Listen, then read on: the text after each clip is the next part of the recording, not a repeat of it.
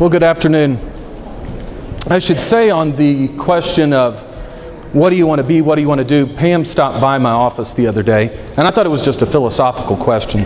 So I said, Pam, I don't know what I want to do. I didn't know then, I don't know now.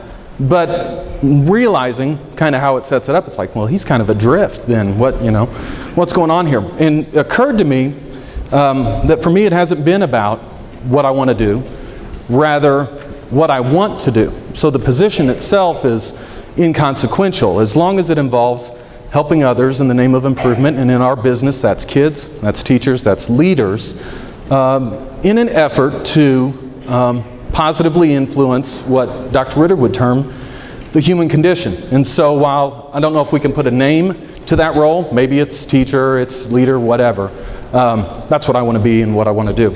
And if there's some data and information and research that I get to do with that, then cherry on top, right?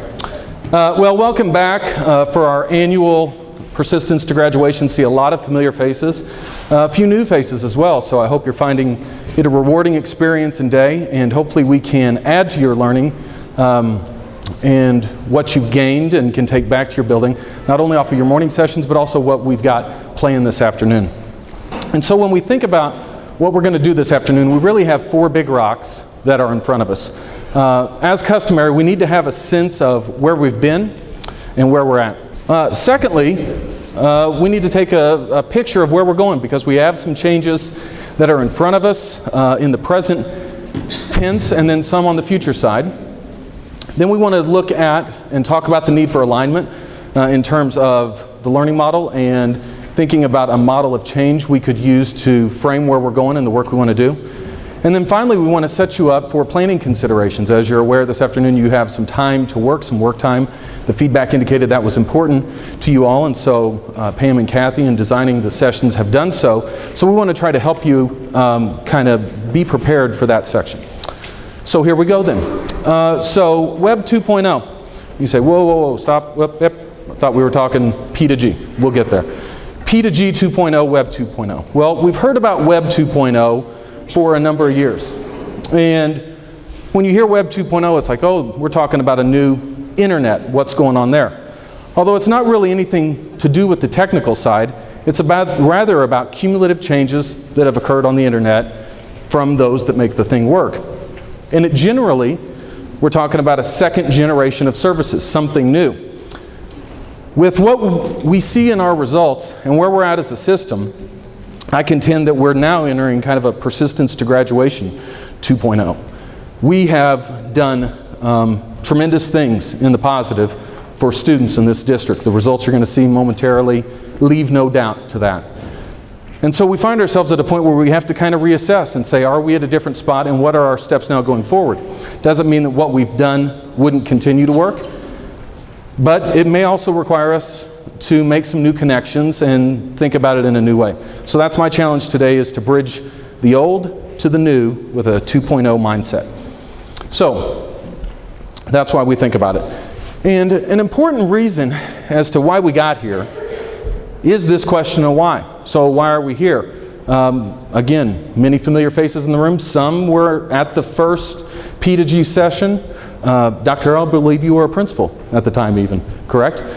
Executive Conference Center, maybe 50 people, and it was our first P to G kind of summit.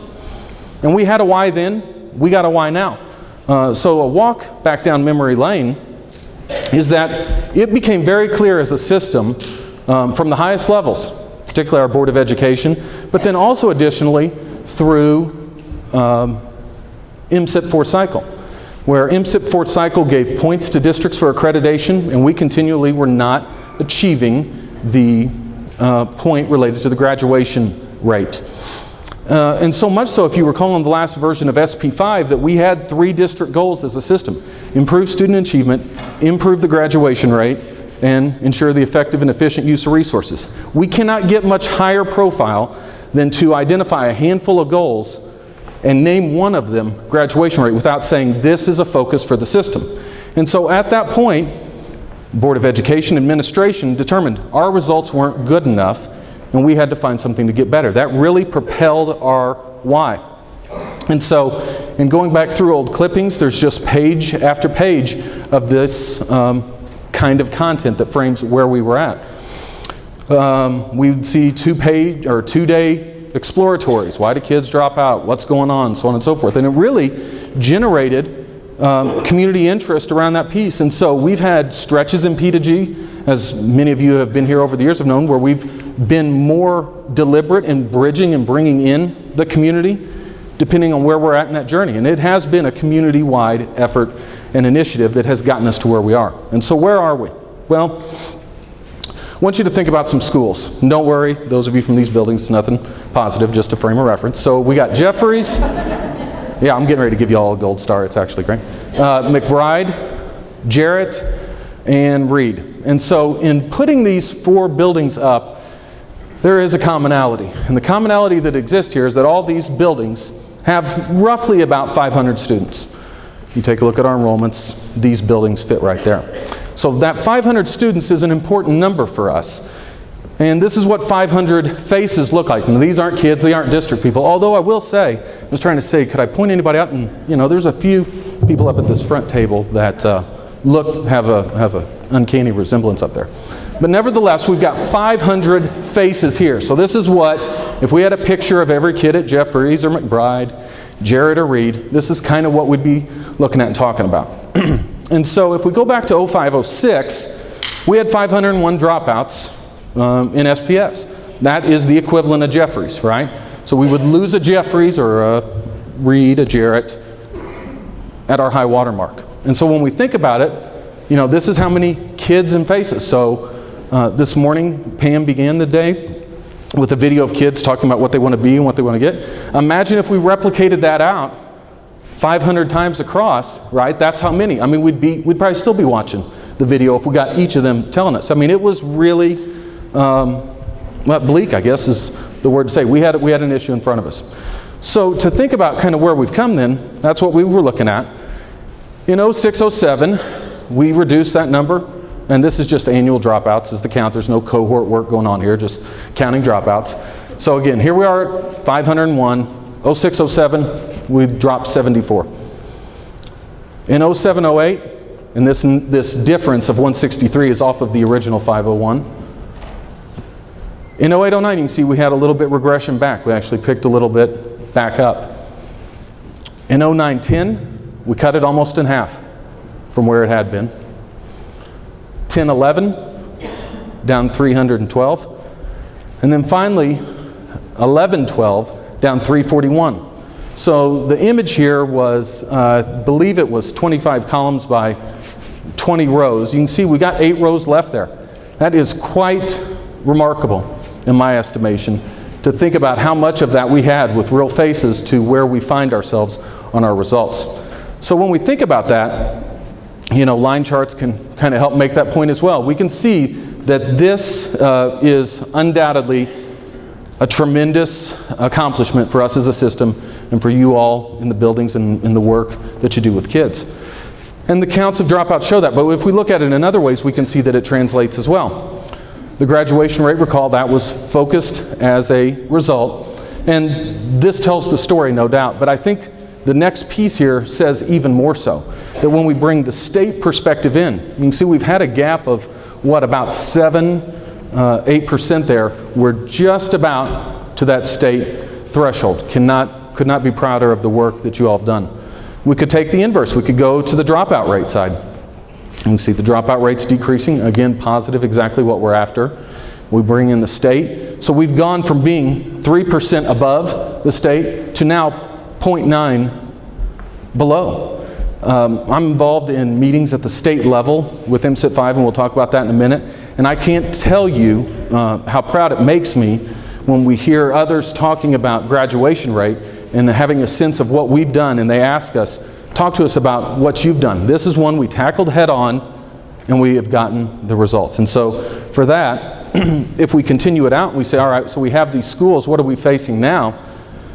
Approximately the size of those buildings, as I mentioned. These 160 we have left is roughly the size of Pershing Elementary, or approximately 1 grade level of those 2 middle schools, Jarrett or read. So you haven't done it yet, and I'm disappointed that you haven't, but you need to give yourselves a round of applause and congratulations. So where are we going? Well, as we referenced, we've got changes on the horizon, right? Just when we get something figured out, the rules change and we have to learn something new. And for us, that comes through and translates with MSIP 5. And with MSIP 5 looks at district performance across a number of standards. There's a standard with academic achievement, subgroup performance, college career readiness, attendance rate, graduation rate. And it is the performance across these standards that they measure with scoring guide, and districts get points that determines a district's accreditation status.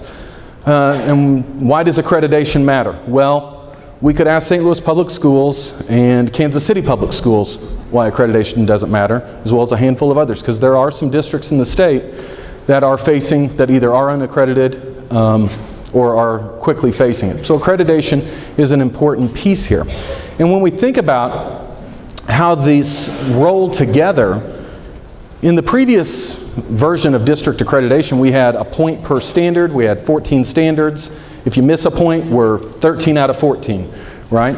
Well, in the new system that results have just been released in from previous years, it doesn't work just a point, a point, a point. There's different points on different standards. And the thing to point out there is that we've got 150 total points, 30 of which are coming out of the graduation rate standard. And so when we look at that, that's 20% of the points for a district's accreditation status are coming out of that. So it was important before to help with our accreditation. The amount of significance is even more so for us now.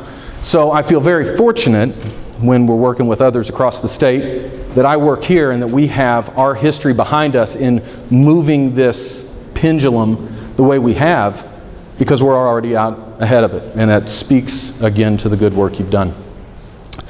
Not only are the rules going to change for us with MSIP 5, but they want to kind of try to complicate it a little bit for everybody, right? So it's always nice when you get things boiled down to a sound bite, and unfortunately none of this stuff is a sound bite. Like it takes 25 minutes to bring someone who even understands it up to speed, but here's 30 seconds. The federal government required, off of No Child Left Behind, like 4 or 5 years ago, in order to assess graduation rates across the United States, that everybody report a 4-year rate. And so we have to do that as it relates to DESE, but DESE does give us credit with either a 4-year or a 5-year rate. Essentially, they'll take the better of the two. And so thought that was important to point out, particularly for the high school principals, because I know they love getting into the weeds on this type of stuff, and rightfully so. But we do get both 4 or 5 years. So it isn't just about getting them out in 4 years, there is a 5-year extension as well. And finally, when we look at, remember that there's 30 points available. We got some preliminary data for all the districts in the state of Missouri, and we got 30 out of 30 on graduation rate, right? I mean, again, a celebration. And so what you see here then is just a count of districts by the percent of the points on the graduation rate standard they've earned. And it was very pleasing to be able to place that big blue star right on 30, because that's where we fall. And this gives you kind of a sense of what it looks like for others in the state. So there are others that are going to be embarking on this same type of reform that we've been on. So, you know, if you come across them, give them the wisdom and help them understand kind of our journey. And actually point them towards district administrators if you sense other districts are trying to do this, because we do have a responsibility to help inform the work of others when we can. Which then takes us to a new why. So our old why, right, we got press clippings, the board identifies it as a problem, we're not getting MSIP points, the number is high, it's the equivalent of one of our large elementary schools. And that why doesn't particularly hold right now, at least in all the same context, because we've been at this for a number of years. So when we think about, well, what is our why now? Instead of me defining it, and I'll give you kind of a sense of it here in a minute, we're going to play just a short little 5-minute clip from an author, Simon Sinek. A few years ago at Leadership in Summer, I believe Dr. Ritter waved this book around and said, we need to get familiar with this because it focuses on an important question, the idea of the why. And so, you know, good resources are good resources, and it still applies. And so I'm sharing this with you today to kind of frame this idea of why the why matters for us and what we need to consider with that. So Pam, when you're ready. How do you explain when things don't go as we assume? Or better, how do you explain when others are able to achieve things that seem to defy all of the assumptions? For example, why is Apple so innovative? Year after year after year after year, they're more innovative than all their competition. And yet, they're just a computer company. They're just like everyone else. They have the same access to the same talent, the same agencies, the same consultants, the same media. Then why is it that they seem to have something different? Why is it that Martin Luther King led the civil rights movement? He wasn't the only man who suffered in a pre-civil rights America, and he certainly wasn't the only great orator of the day. Why him? And why is it that the Wright brothers were able to figure out controlled powered manned flight when there were certainly other teams who were better qualified, better funded, and they didn't achieve powered manned flight, and the Wright brothers beat them to it? There's something else at play here. About 3.5 years ago, I made a discovery, and this discovery profoundly changed my view on how I thought the world worked, and it even profoundly changed the way in which I operate in it. As it turns out, there's a pattern. As it turns out, all the great and inspiring leaders and organizations in the world, whether it's Apple or Martin Luther King or the Wright brothers, they all think, act, and communicate the exact same way, and it's the complete opposite to everyone else. All I did was codify it. And it's probably the world's simplest idea. I call it the golden circle.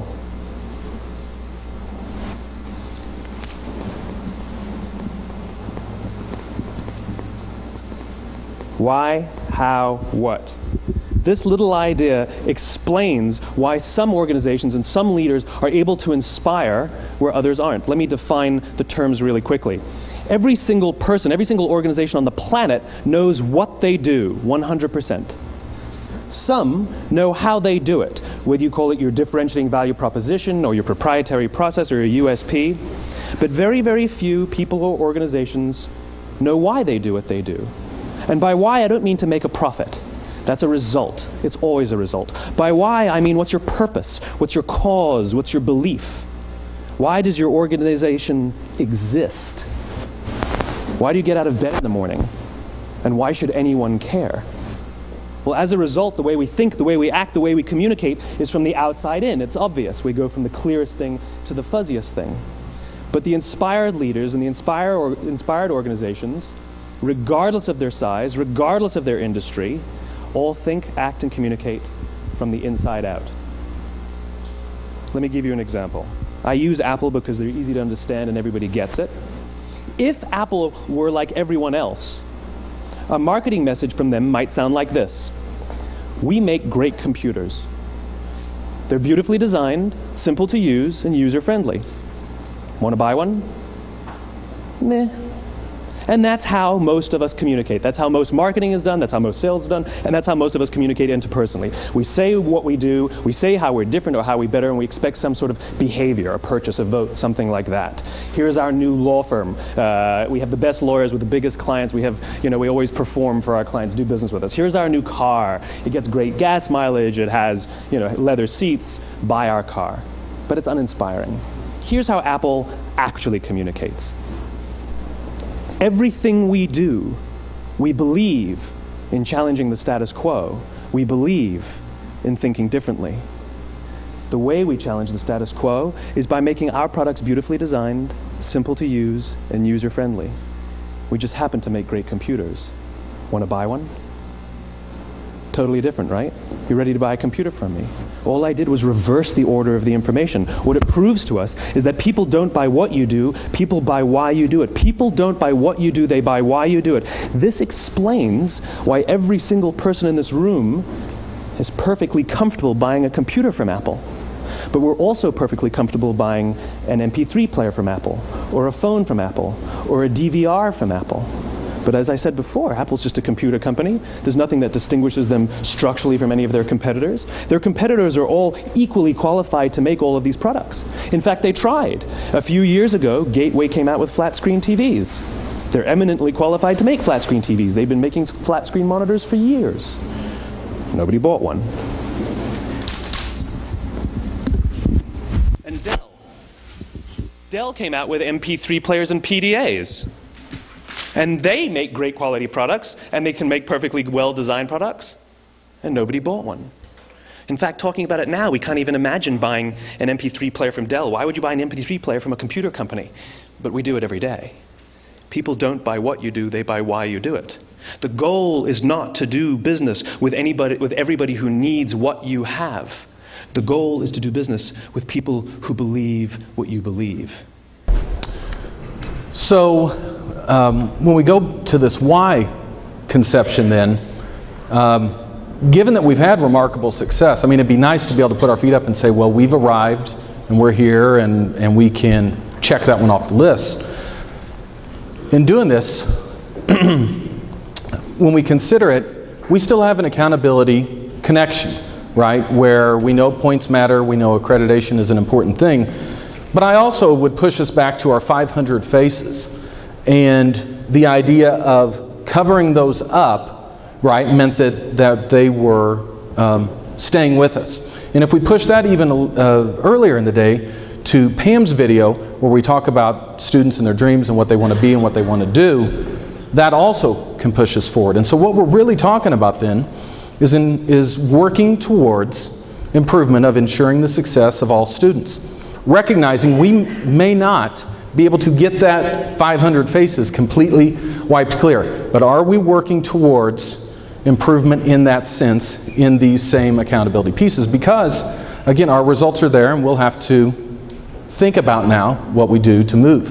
So when we think about that, we have a need for alignment. And as a system, as we're aware, we have the learning model as almost kind of, in the computer world, almost kind of an operating system to help guide our work and our thinking. But what we don't want is what would appear to be randomness or distraction fluttering and taking us all over the place. And so when we think about it, if we thought about reforms or if we thought about things we were doing, sometimes it could seem as if we're kind of all over the place, and this one's generally pointed to the east, but it's got a little southeast to it, and this one's going to the northeast, and this one's totally straight. When where we're trying to go is at least to bring them kind of mapped together. And so we will not, I would contend, be able to get it down to one arrow of all perfect seamless alignment, but we can work towards making it more aligned and more refined. And thus what you were seeing this morning. And we'll give you a chance to extend on that in a minute. We can think about the paths. And I would prefer, if I'm driving, you know, I guess maybe if I was in an exotic sports car, I'd like the one in the upper left. It might be kind of fun for a bit, but a day in, day out commute, no thanks. And at the same point, the bottom right, you know, it looks like the straits out in Kansas or something where it just goes on for hundreds upon hundreds of miles. The straits in the bottom right would be one direction perfectly there. And the reality is we probably will still have some curves along the way, but we want to try to minimize it from going back and forth across those switches. Which takes us to this. This reflects the words of all your session descriptions that you attended this morning. We just threw them into a Wordle and said, what's in there? So that's why you may see the word student and students, right? It reads it differently. But take a look at what is there. I mean, it is, in my estimation, simply beautiful, right? We have, there is no question what the center of that learning this morning was, what guided us. Now there's, you know, some secondary big ones, students, classroom, feedback is certainly big there, participants, pretty exciting right over here. I don't know if I can do it that way. Twitter's down there at the bottom. Bill, wherever you're at, good job. So a lot of rich detail as to what we as a system are already looking towards and leaning on to bring this forward, to bring this to life. And so at this point, in your materials, correct, Pam and Kathy? Is that where we put that? In your folder, you should have a copy of the learning model. Before you start turning, give me your attention for 30 seconds, then we'll do it. What I want you to think about is there was alignment this morning with your content. It was explicitly required for a presentation proposal through the operations team. And so what I'd like to ask you to do is to assess what connections you've made between the morning sessions or even the work that you're doing in your building with P2G and the learning model. And the way we want to approach this, the reason we gave you a copy of the model is to literally write on there. Now this writing is not to do with the P2G thing. This was just another example of someone with terrible penmanship and, you know, whatever, their mother gets onto them still to this day. But nevertheless, we want you to write on the model with some of the connections that have stood out to you between whether it be the processes, whether it be the role of the capabilities, whether it be the connection of the center of the rigorous and relevant curriculum, and what it is that we're trying to do here with the P2G work. And so the way we're going to do this is, because this is a big group and it's not a real big room to get moving around in, is I'm going to ask you to take a couple minutes and write on the model for yourself. I'll give you some think time, write on the model what connections seem to come to you. Then, at my instruction, I will ask you to move around in your general vicinity. So front corner, let's not go to the back corner, don't come all the way up front, stay in your general vicinity. And I'll ask you to rotate through to 3 different people using a give one, get one strategy, where you'll give them a connection you made, and you'll get one back from them. So, to begin with, we're starting with what connections have you made, and please listen for my further instructions. Please don't start moving around on the rotations until we do so.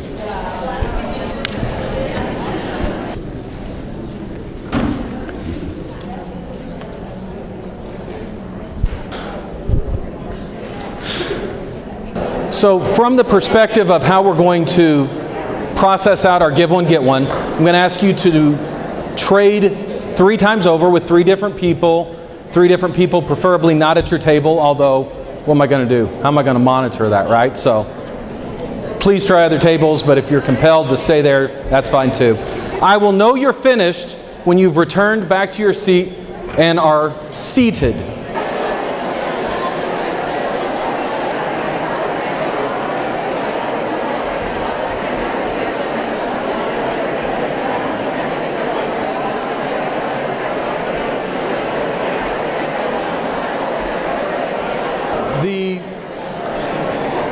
The pause as we kind of conclude here will be fairly short because, as you know, you're going to go into collaboration kind of on the building level, which sets us up at the end for a spot that I know everyone always is just the most exciting, is the idea of planning, right? It's like a necessary evil for us. So let's see if we can't minimize some of what we've learned with our learning model connections and the learning that your colleagues have provided you today. And you know, I'm not sure if it's been said, but thank you to those of you that did facilitate sessions this morning.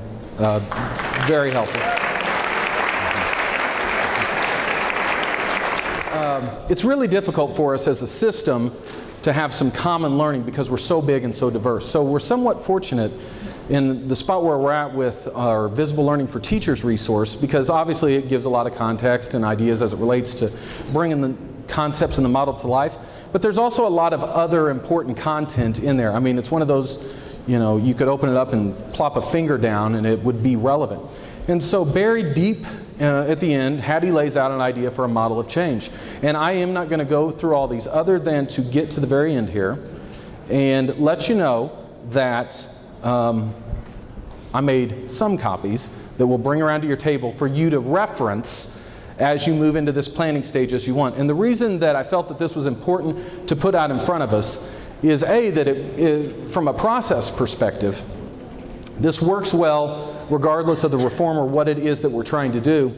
And as I understand where many of your buildings are at and the work that you're trying to do as it relates to P2G and P2G 2.0, we can find where you're at.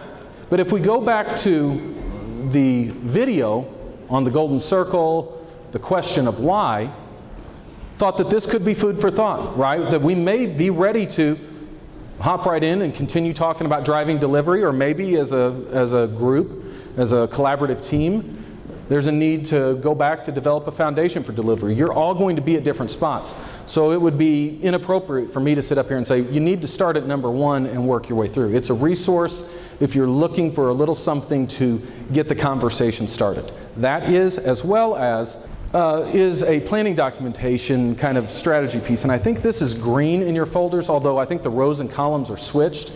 And this is not a be-all, end-all, and this is not, you know, the greatest form in the world. But what a form like this does, or a structure like this does, is at least it forces us to ask or examine the questions.